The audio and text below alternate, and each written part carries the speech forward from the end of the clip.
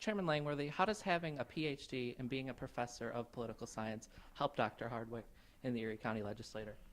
Well, I think that Dr. Hardwick's experience at Canisius and his education, his prior experience in Albany as a legislative staffer certainly helped him. I mean, Kevin kind of practices what he preaches as a legislator. He teaches good government at Canisius, and he practices it at County Hall. It's a seamless world for me. In the morning, I'm talking about politics. I'm talking about good government, and in the afternoon, I'm on the floor of the Erie County Legislature practicing it. It's fantastic. The other thing it does is it gives me a lot of good examples to bring back into the classroom.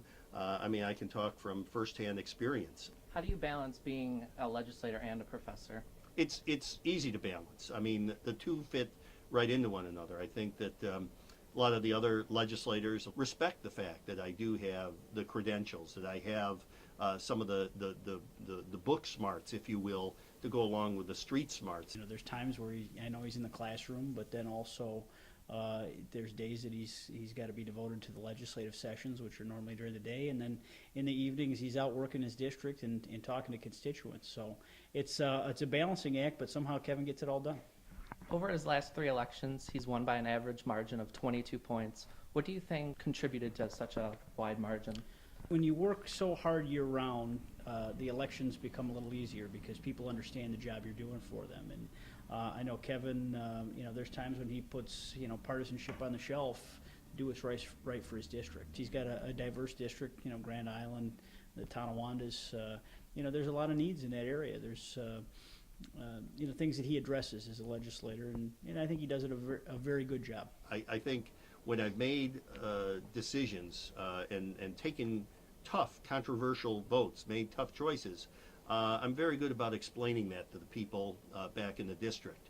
Even if they disagree with me, they respect my votes, and I think that goes a long way.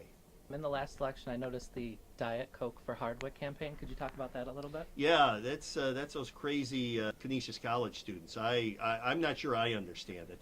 As you can tell by looking around my room, I am a big consumer of Diet Coke, so they got the Diet Coke for Hardwick hashtag going.